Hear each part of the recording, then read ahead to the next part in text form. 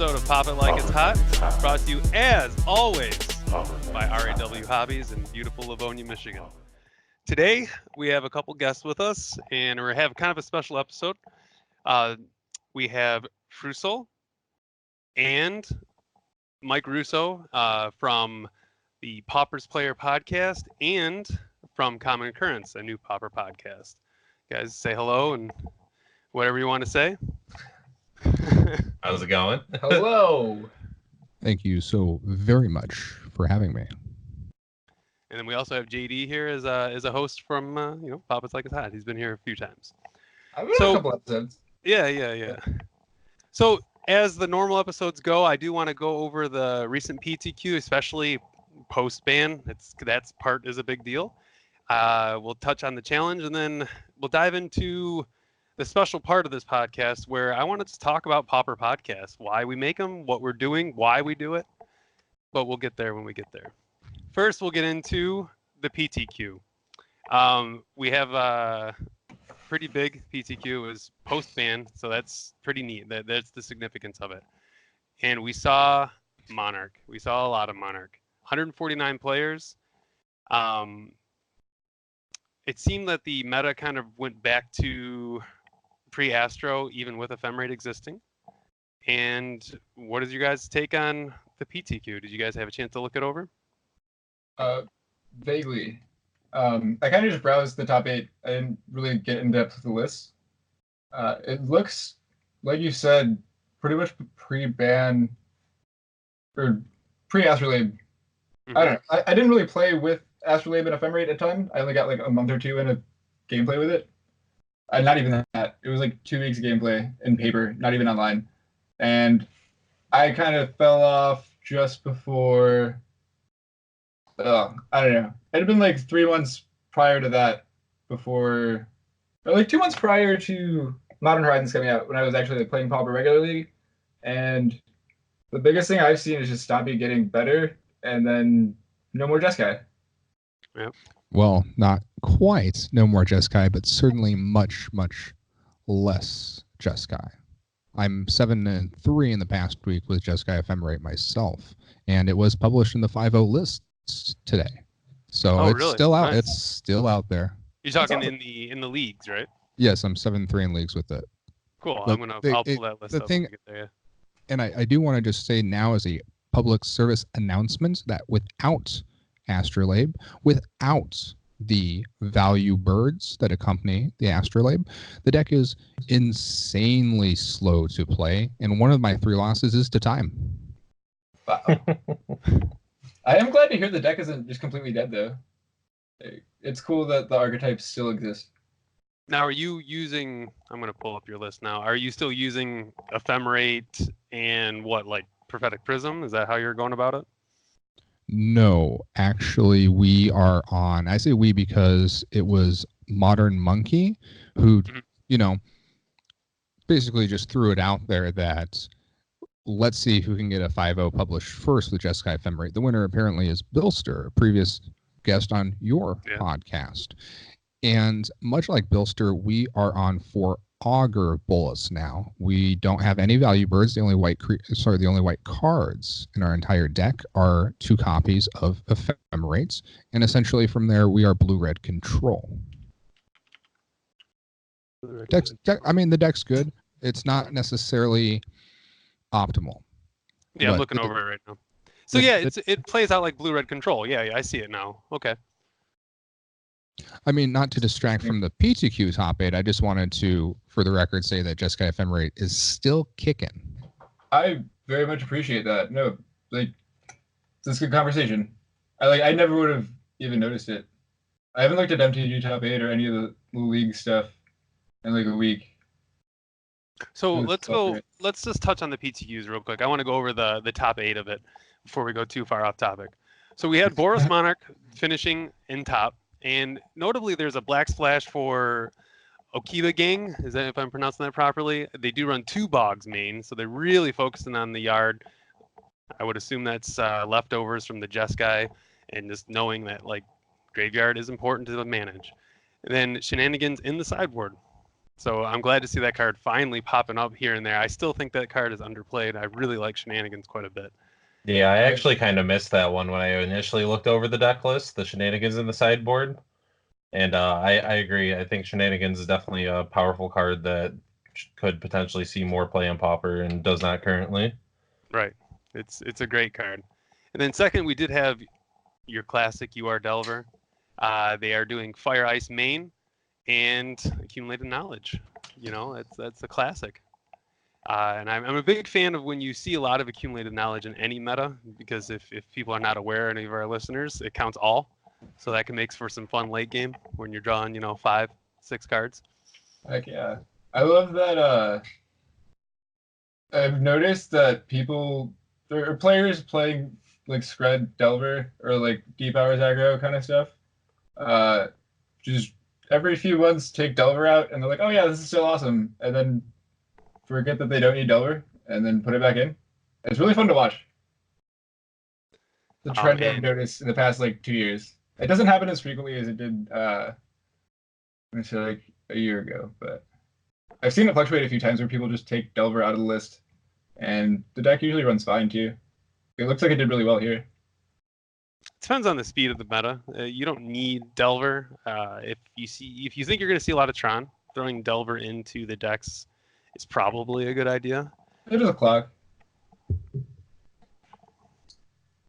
And third, we have Stompy. And I'm not a big fan of Stompy. I think everyone that listens to this knows that, but it's there. It's still a very, very strong deck. Savage Swipe doing work in any meta. I believe that deck is going to be wonderful. Fourth, we have Elves. 3 Melody, 1 Hydro in the board, Wildheart Invoker, and that's from C is for Cookies, or C is for Cookie rather. I haven't seen him in a while, pretty much just before Astro was printed. He was still putting up top finishes and then fell off. It's kind of like what happened with Elves, I guess. I have a hot take on Wildheart Invoker. Sure, what's up? I think it's a design mistake. I think it is straight up suboptimal to play with Wildheart Invoker and Elves, and hear me out on this. Sure. The other invokers are better. Valakut Invoker and or the black one, whose name I believe is Bloodright Invoker. The thing is, it's a combo deck. This version of Elves is very much a combo deck. You're going to draw essentially your entire deck all at once and have tremendous amounts of mana to work with, right? Mm-hmm. So the +5/+5, as opposed to dealing 3 damage directly or making target player lose 3 life and you gain 3 life, depending on what flavor of invoker you prefer. There's not essentially a lot of difference when you have 60-80 mana to work with. What does matter is that Wildheart Invoker presumes you have the ability to actually attack your opponent, right? And there's multiple decks dedicated to locking people out of the combat step, namely Tron, that's the primary offender. So that's my hot take, is that I don't think Wildheart Invoker is optimal. I think that players would do well to consider a substitute Invoker in that role. I'm actually 100% with you. What is the Harsh Sustenance? I actually like that one quite a bit. When you're filling up the board, I think that's a really good kill con. So I'm completely with you. I haven't actually seen the Valakut Invoker in Elves, but I can totally see where that is a total fit, right? That makes sense. You have no arguments on my end. I 100% agree. I personally don't think the Invokers... it's just a win condition's a win condition, right? And your argument for Wildheart being the least good Invoker is definitely correct. I'm more interested in the Distant Melody Winding Way. There's 3 Distant Melody and 1 Winding Way instead of just 4 Lead and 4 Winding Way. I haven't seen that recently. But I like the Distant Melody's back. Well, Distant Melody can afford to be back without Jeskai Ephemerate being around because there's fewer Pyroblasts running about. There's fewer Electricaries running about. There's simply fewer Swirling Sandstorms in people's sideboards. But mainly it's the up to 7 copies of Pyroblasts that were commonly found in sideboards until now. It leaves Elves the ability to resolve the combo version of Elves, to just say, yeah, I'm going to draw my deck, and you're dead. So there's more room for that now than there was previously, where previously they just wanted the Winding Way because it was consistent, and there's not really a dedicated sideboard card that hates on them. Well, not them, just blue cards in general. I have a quick follow-up, and then I'll pass it off to somebody else. Why not something like Karvek's Torch? Or just like a fireball effect? I think what you see when you're referring to elves specifically, you want everything tacked onto a body. Lead the Stampede. Lead the Stampede in Winding Way is why, yeah. Yeah. And I wanted to pull up the list before I made this point, but one thing about Melody versus Winding Way that I think is a strong point, and I heard this on another podcast today, and it's a thought that I've talked about actually locally at RIW too. Winding Way is worse, especially when all these Elves players are trying to force the land grant card. So Distant Melody is better when you're running land grant because Winding Way is so reliant on hitting creature or land, right? Whereas Lead the Stampede digs a little deeper. It's still a great card. Distant Melody works better in decks where land grant is present. At least that's my take on it. I can appreciate that. I am quite possibly the worst Elves player on the planet. And so I do not understand the nuances of that distinction between choosing between Melody and Winding Way. Whereas with the Invoker, just I know Tron exists, and so it's sort of an obvious observation. I feel that that consideration should be made by someone who's played hundreds of games with Elves. They'll know why one is better than the other, and I simply don't. Sure, fair. That's fair. I found a lot of players starting with Elves find it more difficult than some of the control decks in the format to play, even without knowing the format. Just because, like you said, there are so many nuances. So my observation of this is honestly, too, you have to consider that this is a PTQ as opposed to a challenge. So we may get a lot of people who don't normally play Pauper. So similar to how Tron can, I mean, this could be like a weird take, but like Tron puts Rolling Thunder in just kind of because of like clock and stuff, kind of as like an easy mode. Maybe they're doing something like that with the Invoker as well for Elves. Just to kind of get you. Yeah. I didn't even think about that. I'm not even gonna lie. The PTQ thing, I've been looking at this like a challenge the whole time. I'm so glad you mentioned that. And my note about Elves, by the way, I'm a combo player. If you guys don't know me that well, I play a lot of combo. So I actually own Elves, and I'm a terrible Elves player as well.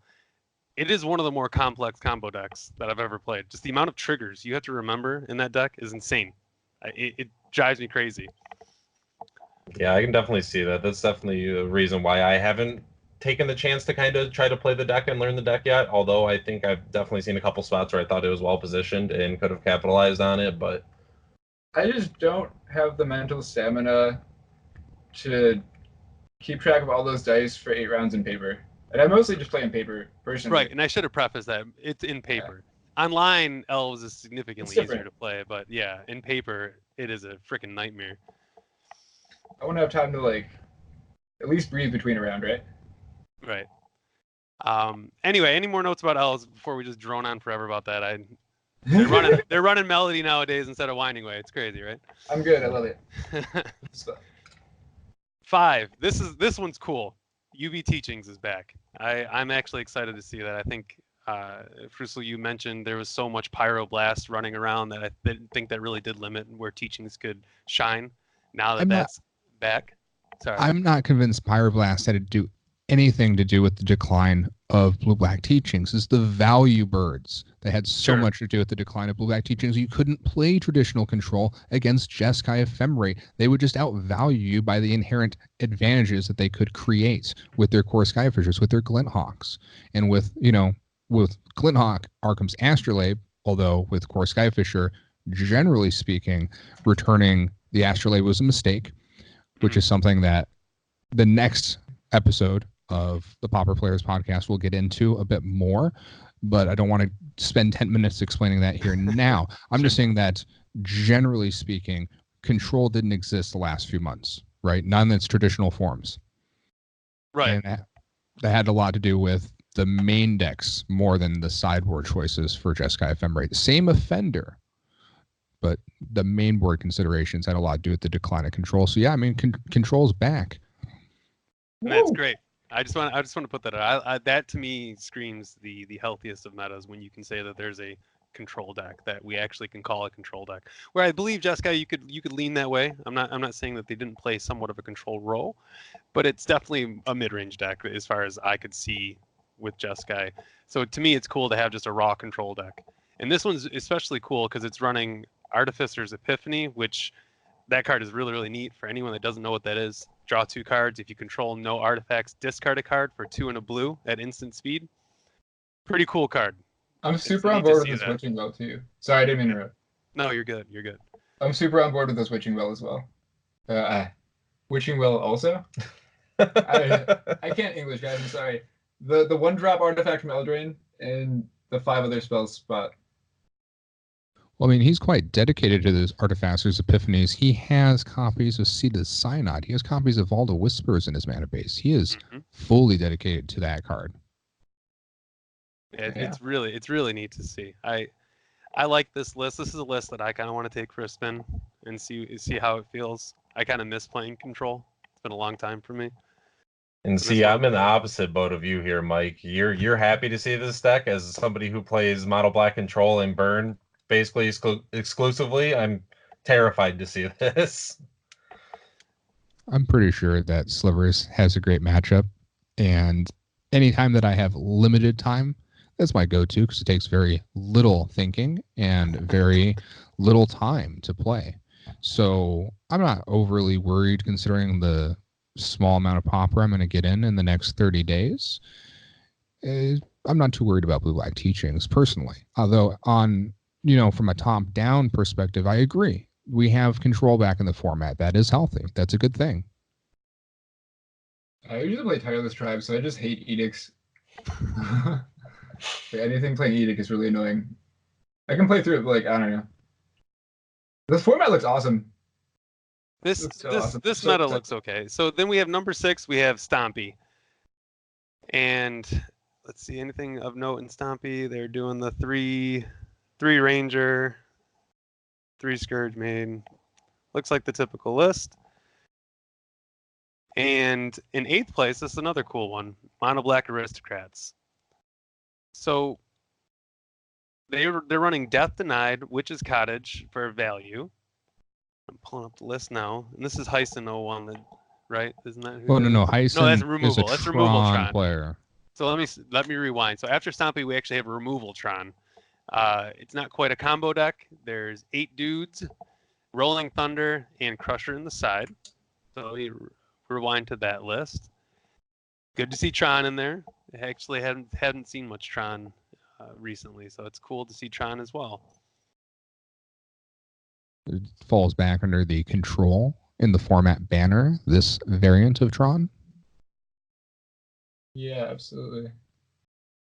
I mean, I don't really know like Tron that well, so this version of Tron still does have the combo finish for which Tron is known for, but its shell appears to be very much a Control deck. Yeah, it's pretty cool to see. Good Any old- notes about Tron? I don't play Tron, so it's hard for me to look at this and know anything that's going on. So any Tron players here, speak up. This one's out of my realm. I actually have a soul, so I do not play Tron. I have the deck built to test against, but I play it so infrequently that there's still astrolabes in it, and I haven't touched it, and I don't like to. But I mean, it looks like Tron to me from all the Tron I've played against. He's just doing normal mystical teaching stuff. Pre-Astro Tron, that's what it looks like to me, yeah. Yeah, just without Astrolabe, which is what Tron was doing before. Astrolabe just made Tron more efficient. I don't think it really changed anything outside of what it does mechanically. So taking it out, it's still it looks like the same deck as it was before Astrolabe, and that it worked. It worked before too. It still made top 8s and stuff like that. So Same That's- deck, different mana base. Yeah.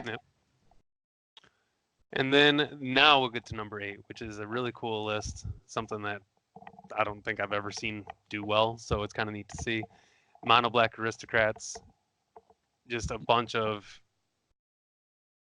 2-drops and redraw creatures, and they're sacking, right? Like that's what I'm seeing. This is so cool. Yeah, and actually Burglar rats in there. with the Eldraine coming out too, there's, if you look in the mana base, there's 2 Witch's Cottage, which is a card that I'm really, really a big fan of, but especially in a build like this where you're constantly sacrificing your creatures, you can just get that much more value out of them. Yeah, the list looks really, really cool. We have 2 tendrils in the sideboard. I would highlight. I'm actually think I'm going to link this one in the notes for anyone that wants to check this list out because it's so unique. I don't remember ever seeing something like this. Well, no, this Correct me if one, I'm wrong. this deck won Ragdariches not that long ago, and the pilot wrote an article for for Channel Fireball, naming the deck Black Beetle. So that's the origin of this story. Well, I I didn't know that. That's great.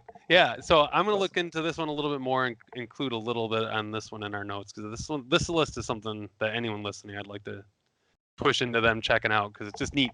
You don't see something like this very often in Pauper. It kind of reminds me of like Zubera Storm, like the all-in blue-black Zubera Storm, but just more efficient and it can attack, and I like it a lot. And I do vaguely remember seeing the list from Ragged Riches, but I had no idea that he wrote an article on Channel Fireball, so that's definitely going to be a read. And we do see a throne card in here too. Maybe that's what pushed it over the edge. I'm not sure. Yeah, that's true. Malevolent Noble is in there. So that's cool. All right.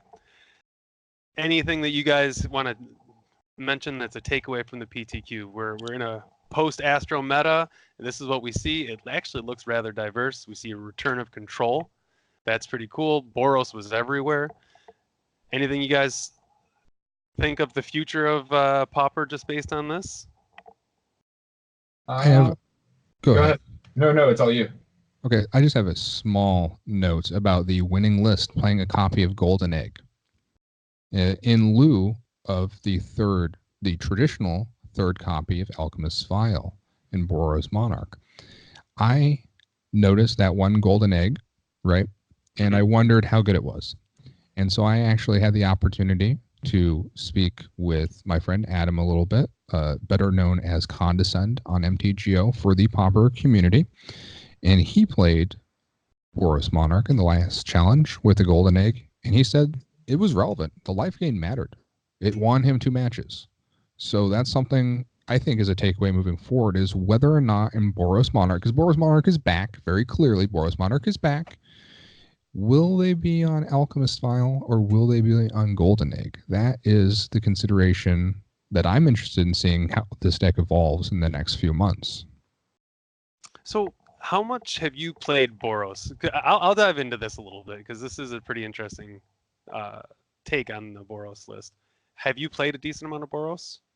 I have more experience with Bully than I do Monarch. Okay.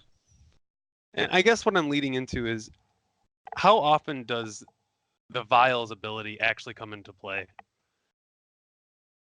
So it's not common, but it's not rare. It's one of those things where it can matter. Generally, when you play Boros Monarch, you try to set up the monarchy with a soft lock, right? It's not just about slamming the monarch, it's about also having strands. Mm-hmm. And in lieu of strands, removal. So most frequently, I'd say vials are used in desperation. At least that's been my experience playing against them. Same. My experience is very skewed against vial. Most of the time that I play against Boros Metalcraft in the past, at larger events, I was playing Inside Out combo, which I described, and I actually had to keep track of how many vials they've used because it was immediately relevant. Mostly just in game 1, game 2 I had games 2 and 3 I had a different plan going on, but it's difficult for me as a combo player trying to attack and kill you in basically 1 turn to deal with that without access to bounce spells main board. So it's something that I've had to consider as a whole, like how much. You bring up a very good point. Alchemist Vial is very relevant to some decks, and it's going to be interesting to see if it fades out, if those decks are going to be able to compete in different ways. So I guess the point that I'm trying to get to about Vial versus Egg is the life gain versus making a creature not attack. How similar are those really, especially if you have Strands in the deck? So, because really Strands is doing the secondary job of Vial a lot of the time too, right? You're just blanking a combat. And if you're just gaining the life, you're kind of negating some of the damage anyway. And it produces colored mana if you need it to, and it can still be bounced to draw cards. It does seem like a better fit. I guess that's my point. It just seems like a better card than Vial. I would say for the listeners at home who have local metagames to consider, the question is, how much burn is played at your local game store?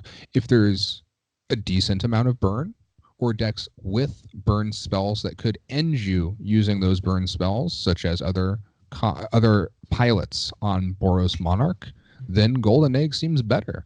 But if there's really not a lot of burn, then Alchemist Vial is probably better, especially if there's a handful of people who are trying to, I don't know, jam out Gurmag anglers, right? So I think that it'll be interesting online to see which one of those wins moving forward. But I think for people playing paper, the question is, what are you going to play against? Right. Well, meta considerations aside, in a vacuum, I guess all I'm saying, I kind of lean towards Golden Egg being a better card. That's my take on it. Yeah, I would probably mostly agree with that, just because if there's not a creature, the other text on Vial is not relevant, whereas the text on Golden Egg can be still. And it's neat to see any new card pop up in a winning list too. That's the other side note that I'd like to mention about that. It's cool to see new cards breaking into anything, especially an old archetype like Boros. Well, are we about ready for the Pauper Challenge? Yeah, top 8. Move on. Yeah, let's do it. This one will be quicker. We're kind of talking about Boros a lot again. So, Pauper Challenge top 8. This one's cool for all you Burn fans. You got one. Probably be the only one we'll get. So Burn took it down. That is rare to see, but it happens from time to time. And there you go. Your 2 Forgotten Cave, 15 Mountain that I've advocated against forever. For you play a lot Frucile online. Do you see a reason why Forgotten Cave is back in these burn lists? I don't get it. I don't understand it. I think they're just worried about the games in which they would flood, and they think that they can hedge against that. What I think is most significant about Burn winning is it truly shows Astrolabe is gone, because Burn has been the worst deck in the format for the last few months when Astrolabe was around, because we're talking about the most dominant deck, the most played deck, the most popular deck that people are playing has main deck dispels, has main deck counterspells, is actually trying to lock you out of the game by making sure you can't play spells. And taking that even a step further, there were versions of Jeskai Ephemerate that had main deck prismatic strands that could lock you out of the game by returning prismatic strands every turn to their hand. There were versions of it that had Pulse of Marasa that could loop Pulse of Marasas every single turn. And then we're talking main decks here. We're not even talking about sideboards. The matchup itself, all you needed to beat Burn was a single copy of Weather the Storm in your sideboard if you really wanted to beat Burn as Jeskai Ephemerate. And this is most certainly more true for the Glinthawk builds, because you can get Storm up quite nicely, by just dirtling with birds and Astrolabes and Weather the Storm for 7. So if you wanted to beat Burn, all it took was a single slot on the sideboard, right? Because you already had a good matchup inherently by the nature of how the main deck was constructed. So when I saw that Burn won, that truly spoke to me that winter is over, right? That we are in a fresh format. I'm with you. Russo, the Burn player here. Any notes on that list? Is this you're happy with it? I mean, I'm with you. I don't like the Forgotten Caves. I've strongly advocated against them as well. Other than that, nothing too notable. I'm personally not a fan of Flaring Pain. I think that Prismatic Strands can be problematic for the deck, but I don't know. Maybe it's just my experience with the deck. But I feel like you can play around Prismatic Strands pretty easily if you know what you're doing with the deck. But also, I'm not really a fan of Curse, but I understand why people like it. That's just a playstyle thing for me. Sure. Being able to like grind with Curse in matchups like the Jeskai Snow and Tron and everything that were happening before, and now you're seeing the Blue-Black Teachings deck coming back. Like that's a card that I think helps you a lot in those matchups. I just am of the philosophy of trying to kill you as fast as possible with the deck. Anything else about Burn? I don't think we need to beat that one too much. Is this a kind of a product of Mono Red being good in the newer format? I know Astrolabe being banned doesn't make it a brand new format, but it still changes things.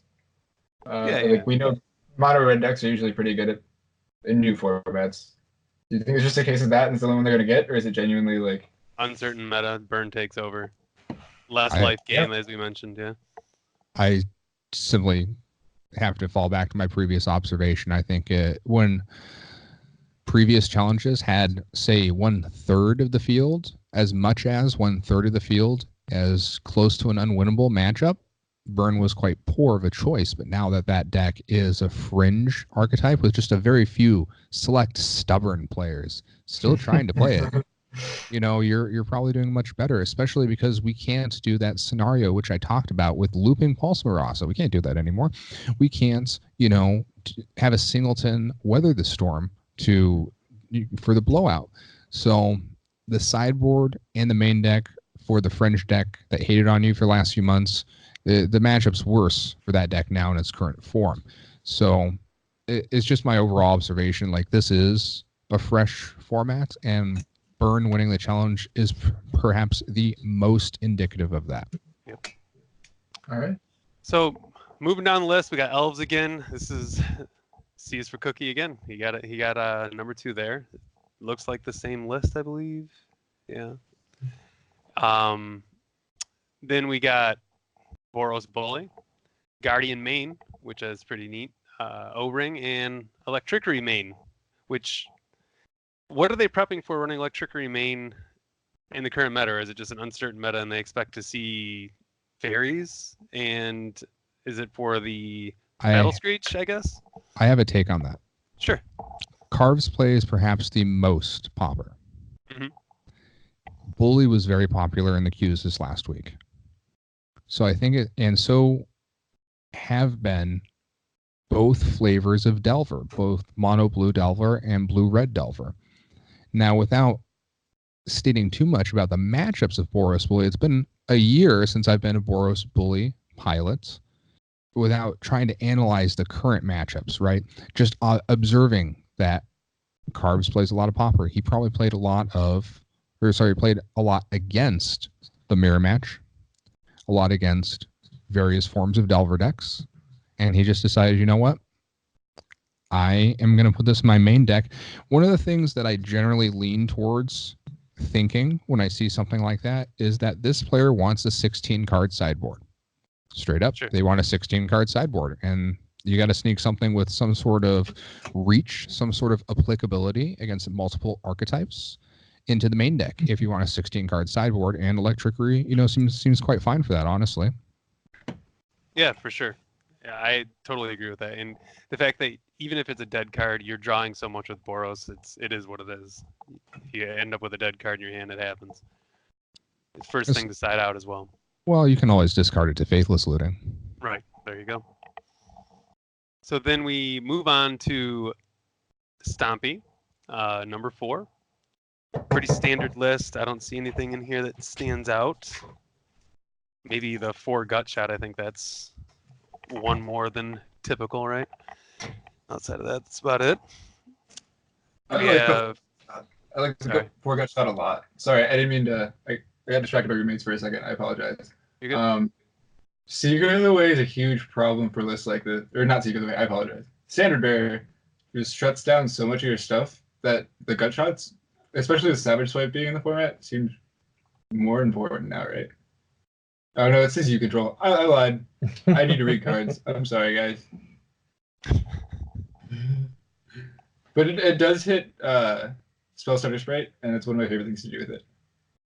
It also hits Vault Scourge in the mirror, which is something that I learned from one of my recent interviews is a tremendously important thing to kill in the Stompy mirror. And I think that observation about Standard Bearer is quite good. I've noticed actually Vault Scourge is something that most decks that I'm on needs to be removed when I'm against Stompy. That card can do a lot of work for them. I've talked to one of our local Stompy players quite frequently about the mirror because I tried playing Stompy in a challenge online a couple months back. And I played the mirror like 4 times and I lost. So I went to him and I was like, Chris, how do I do this? His name's Chris Shavers. And he's been on the podcast. Anyways, I digress. He said basically it just comes down to Scargan Pitskulk and Vault Scourge and who draws those first and gets established. And I think the gut shot killing the Scargan Pitskulk without a counter is also relevant in the mirror. Like almost as much as the Vault Scourge, because I know and just playing on random queues online, I've definitely played a Vault Scourge without a counter turn 1 just so I could try to Voltron it up and get ahead. Mm. I don't know if that's correct. I haven't played the deck enough to really give good advice on that, but from my experience, it's definitely an option. Well, and I kind of want to mention one thing about the list that I noticed. Other lists that I've been facing online have been playing a lot of more Ledgewalker, but here we still see the 4 River Boas that we were seeing in the Jeskai format, and I think that's actually like an interesting choice. I do think River Boa is better personally, but like I said, I had been seeing a lot more Ledgewalker as soon as the Astrolabe ban went through. Riverboa, you just play because you expect to see a whole bunch of islands, right? It's always a safe bet. And regenerate's not irrelevant. Ledgewalker's pretty good though. Like the hexproof gets pretty relevant, almost as relevant as the unblockable is in the matches that your opponent has islands. If your opponent's not playing island, the hexproof, they're probably playing a mountain or a swamp. So they're trying to kill your stuff, and the hexproof just lets you kill them sometimes. I do think the regeneration from Riverboa is relevant because it allows you to play defensively on occasion as needed, that you have a dude that can just block. You can, so many times in aggro mirror matches, it's about math. It's about a race to 20. And it's just having a dude as a dedicated blocker, that can matter. That can be important. Whether or not, it's kind of like the golden egg thing. It'll be interesting to see in this new metagame which one of those two considerations, and for that slot, because they're both fighting for that same slot, the Ledgewalkers and the Riverboas. It'll be really interesting which one wins. I don't know which one will win because I don't play Stompy, but it'll be interesting to see which one does win. I don't disagree with the observation at all. I think the block, Riverboa being able to play offense and defense is great, and the only reason I would consider Ledgewalker is because it protects itself without a mana investment, right? At least from spot removal. So that's kind of where I could see it possibly becoming a split of some kind. I don't like running 2 Stompy lists or any kind of aggressive deck that I'm trying to be super consistent with, but if somebody's experienced enough and plays frequently enough in the metagame they're taking it to, it might be a consideration to at least try playtesting with a split of the 2. I could see a split. I guess using that same idea of in a vacuum, I can't tell which one is better. I think this is more of a meta call. It just is. If you are expecting a bunch of Gurmags, there you go. For 1 green, you're blocking that thing all day. Yeah. Whereas if you are expecting a lot of targeted removal, then yeah, you're right. Going with Ledgewalker might be the way to go. It's a meta call. I don't think in a vacuum you can say Boa or Ledgewalker. No, I agree with that. Actually, I think Riverboa is probably better, but I see the value in Ledgewalker, and I like it a lot. Mike wants me to say that in a vacuum they're pretty close, but I will agree with Frucile on that one. Riverboa is probably better overall. I just like playing devil's advocate. And then let's see, number 5. This list is kind of neat. So we're back to Boros Bully, but there's no Monarch. There's 3 Rally, Raise the Alarm, 4 Seal of Fire, and I am gonna butcher this name. Ramosian Rally. Ramosian. Which for anyone that doesn't know, and I don't blame you for not knowing this card, if you control a plains, you may tap an untapped creature you control instead of paying its mana cost. And its mana cost is 3 and a white. It's an instant. Creatures you control get +1/+1 until end of turn. So it's a free spell, which I've never even heard of. So it's kind of neat to see that being played. Methodical plays a lot of Boros. It's totally standard. Any pointer, any. I hate to be that way. It's just totally standard in Boros Bully's sideboard. It's been there for quite some time, almost a year now. Really, I don't know this. I don't know these lists, so that's cool. I didn't know that. Previously, in some of the more original lists of Boros Bully, they had and I'm blanking on the name of this one. Feel free to correct me if you can think of it. But it had the same effect, but it was an instant that cost 1 white. The whole team got +1/+1 until end of turn. Charge? It might be charge, yes. But 1 mana Dominaria, I believe. Yeah, and it was one of the things where, I wasn't one of the first, but I was among some of the first people to have success with Boros Bully. And that was one of the observations that I had in speaking with other people about the format is why aren't people playing Ramosian Rally in that slot? So it's sort of become standardized over the course of the last year. It wasn't originally a dedicated slot in the sideboard, but I do believe Methodical has had that sideboard slot locked up for, call it 9 months. Really? That's Didn't awesome. I- 3 is definitely better than 1. What I think is truly interesting about these 2 different Boros Bullies, listen, this is becoming a bit of a theme for this fresh format, is which one's going to win out.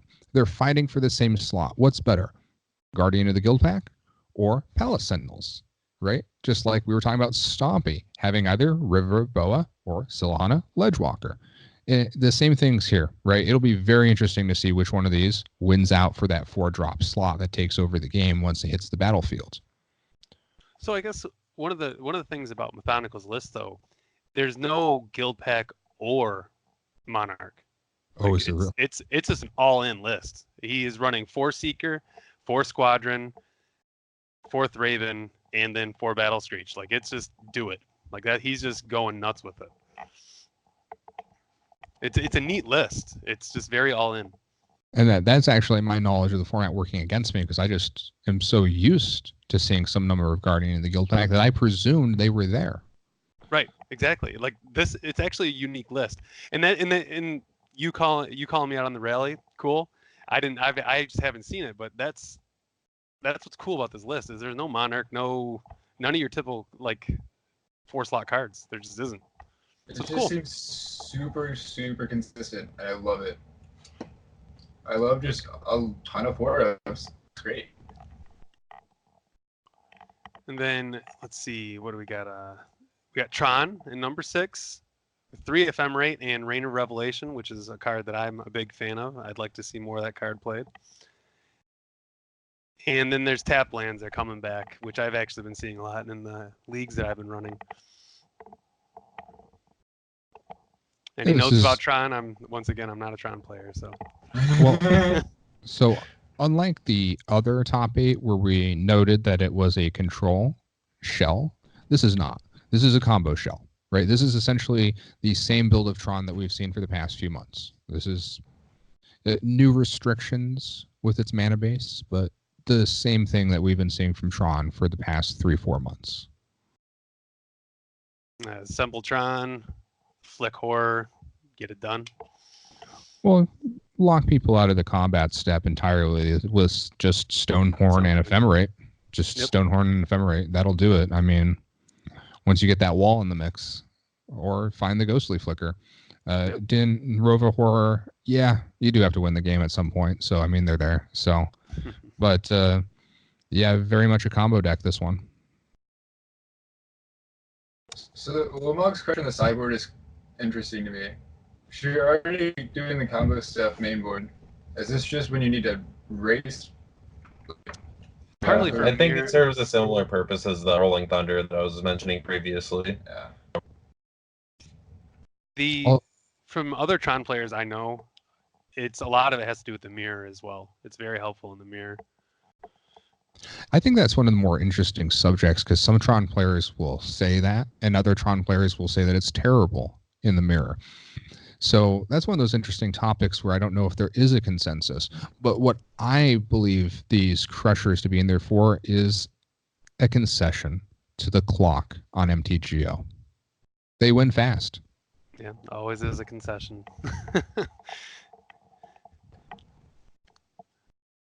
So let's see. Any other notes about this Tron list? Because we actually have one more coming up, and then we're actually going to wrap up the challenge. Nope. No. Good. So number 7, we have Teachings again. We have Witching Well.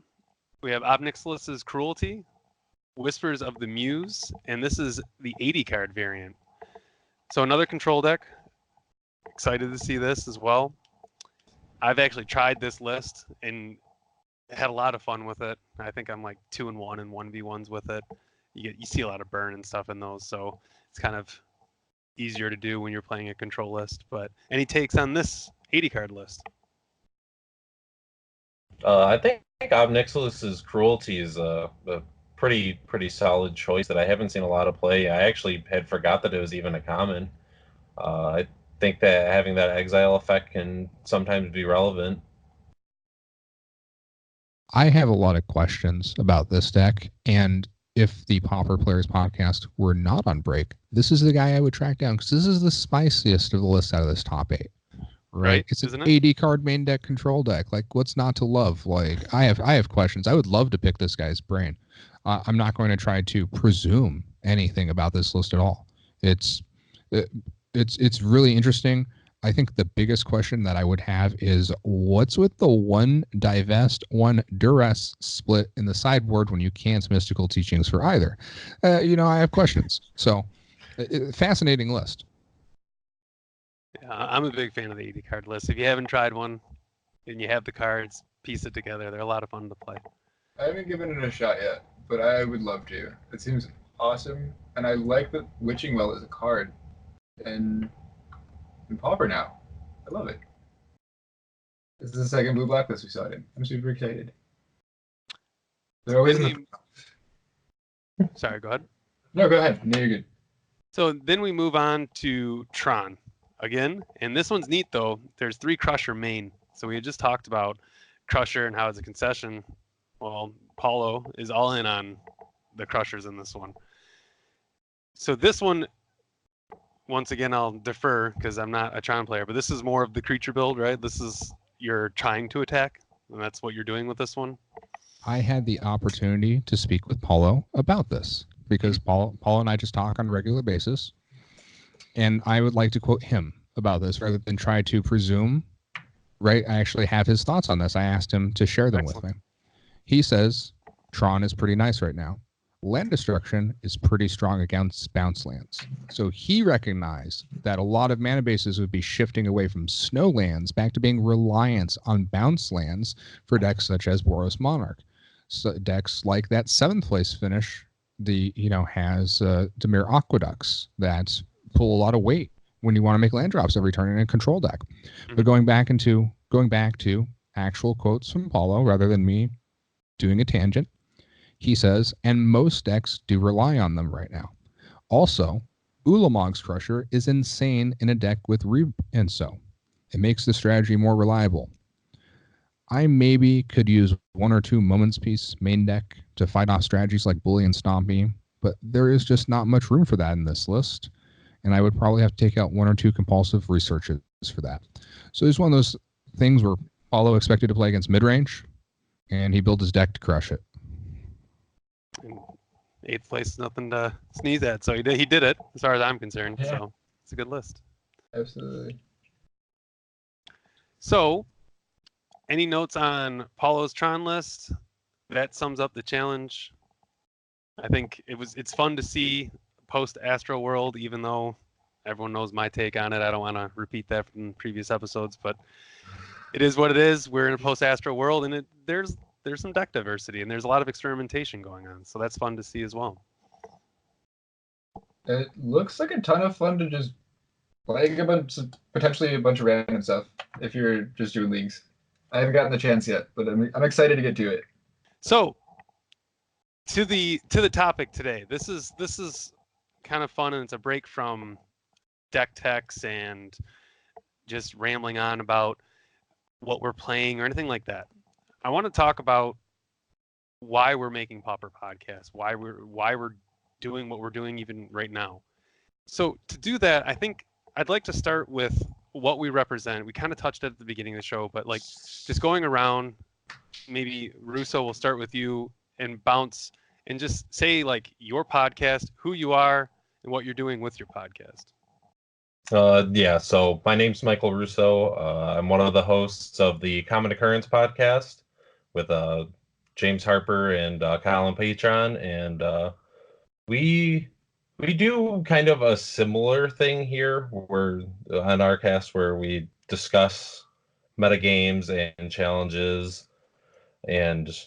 but I've been trying to get us to focus more on maybe like more deep dives, more like level up, like try to get very specific with the topic instead of, going over like general metagame and stuff.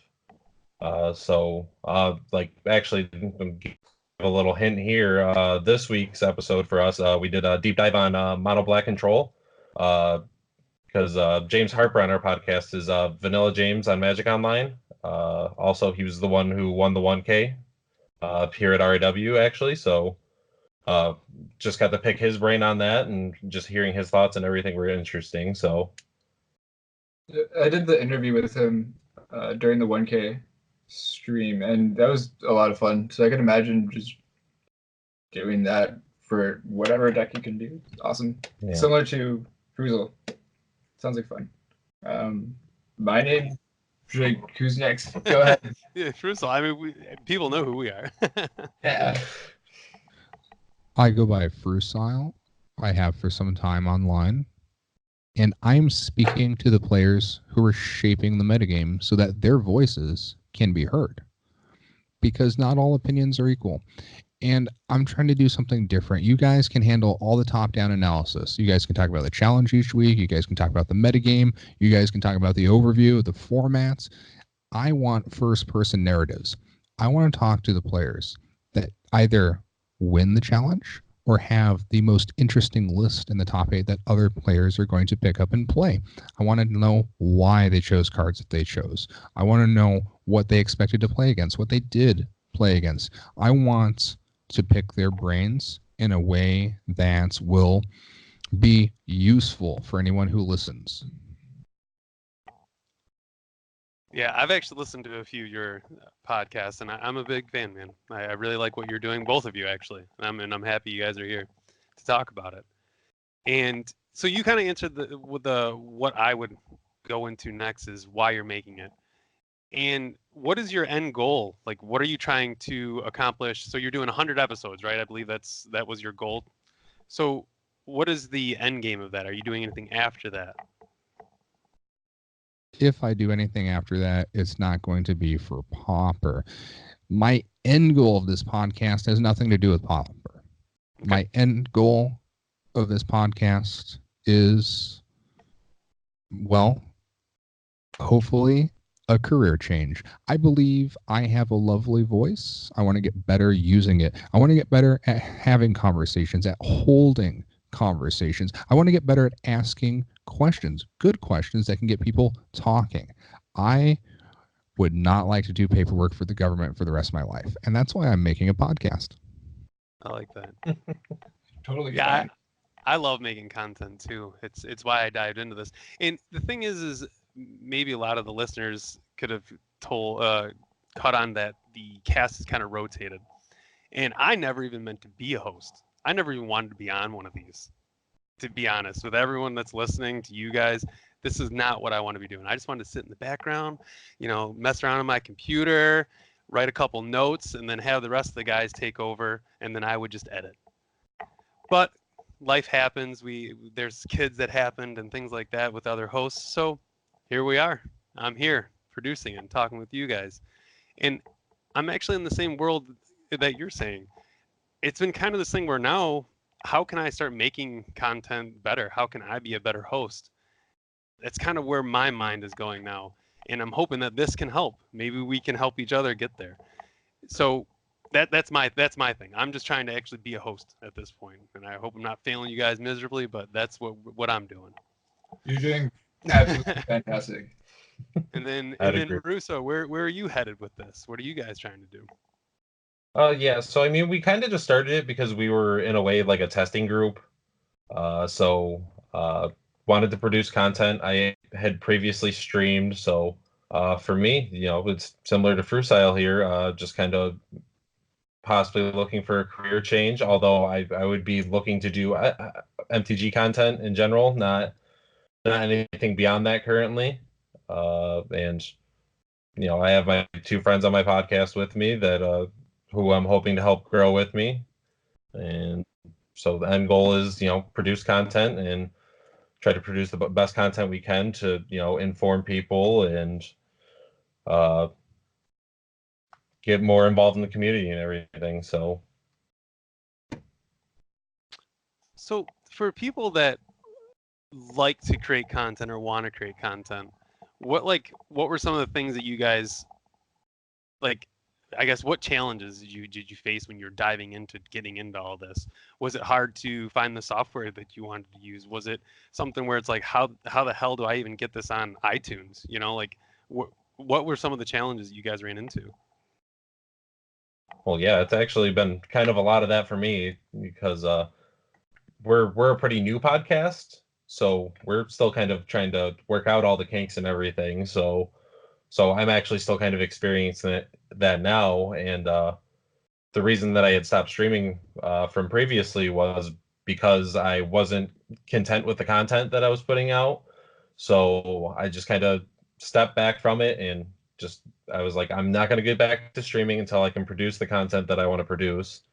So yeah, a lot of the technical things have been really difficult for me. A lot of researching and that's about it for me. So the technical side, huh? Yeah, oh yeah. Yeah. Well, and that's the thing. That's all I wanted to do. Freaking host. I gotta hire someone. Are you looking for some more work? So in my case, I planned for almost 2 months before I did my first episode. I asked questions to people who previously did podcasts so that I could have some ground to build off from.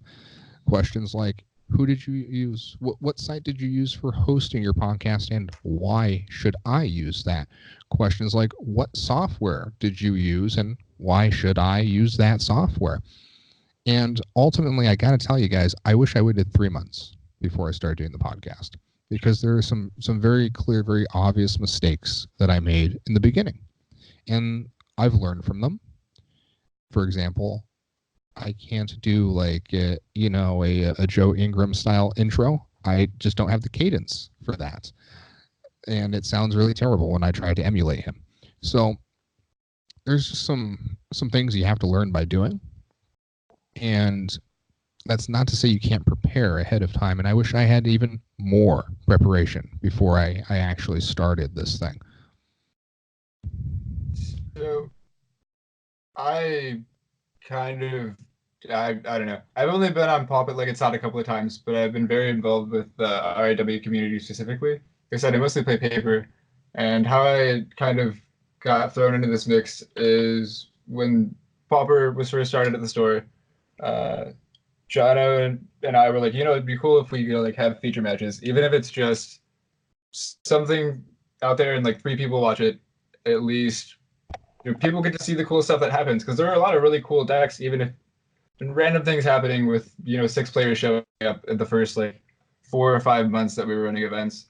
And so because Jono was judging, I kind of jumped on the stream side of things, and I had absolutely no knowledge at all going into it. We started with a laptop that had to be plugged into the wall to stay on, and like an old webcam that we had at the store, and like no sound on the video. and I just kept YouTubing stuff and trying to get better.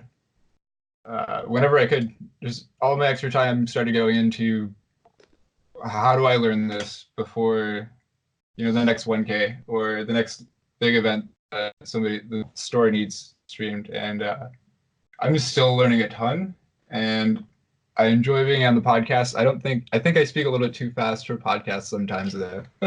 I'm much better. I much more enjoy just hanging out on a stream and like chatting with people, but this is great. I love that the Pauper community is so welcoming, and that there are opportunities to just put all that work in and start a podcast ahead. I don't know. It's awesome. I love seeing it, and what you guys are doing is amazing. So thank you. Keep it up. Not to share all of my secrets, but if you are concerned about speaking too quickly for things like this, I actually do vocal exercises before I do any audio work, before I do my intros, before I do my outros. Before I did this, I did vocal exercises. And it helps you just establish a pace, establish a tone, and in my case, make sure that my enunciation is on point. I appreciate that a lot. I would love to get some way to contact you and find out more about like which vocal exercises you use specifically. That would definitely help. I rap the same song every time. I rap. Like actually rap? Like in a real which song? I do Bring the Noise by Public Enemy, but I don't sound anything like Public Enemy. That's my favorite thing I've heard all day. I love it. I sound more like a weird lounge cover of Public Enemy by the time that it's all through. So, I'll start with I just want to make sure that it's flowing and then I can change throughout sort of my rhythm, hit all the different syllables. I'm not trying to sound like Chuck D by any means, but that is what I do. Sometimes on the drive home from work, sometimes in front of a mirror. Okay, so you're constantly, it's like you're almost like a singer, essentially. Not necessarily just in the warm-up sense, but your voice is kind of where you're trying to make your money from, right? That would be quite nice. Yeah, I like that. I like that a lot. Drinking a lot of tea, like that kind of stuff. You can always do a lounge rap release after, Yeah. Once we're done with this podcast stuff. Well, I'm really glad that you mentioned it, because I've kind of just been on an episode or two. I didn't even think about your voice is where everything is coming from. You have to sell everything, not just with your voice, but with your speech, and that was really cool. That changed my perspective on how I'm going to approach things from now on. So thank you. Happy to help.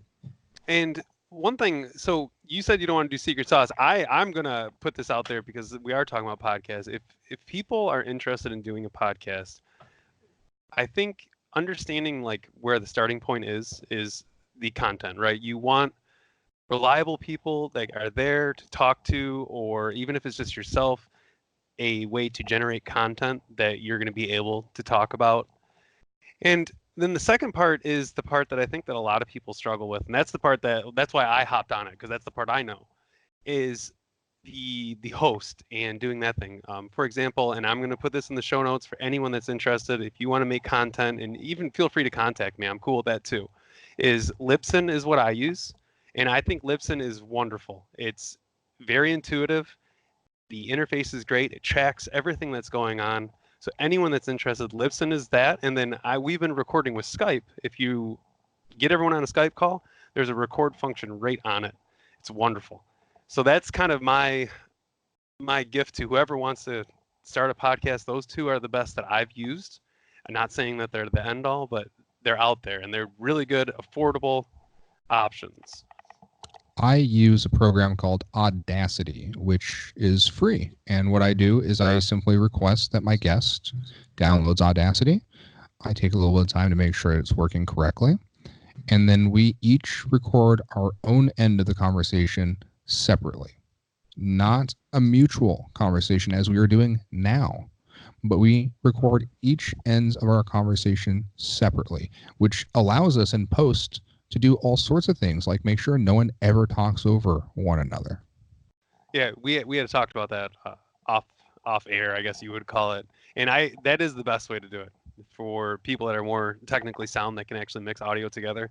Hands down, the best way to do it because of exactly what you said. And if there's any audio errors throughout the entire conversation, they can be easily fixed while maintaining one side of the audio. It's definitely the best way to do it.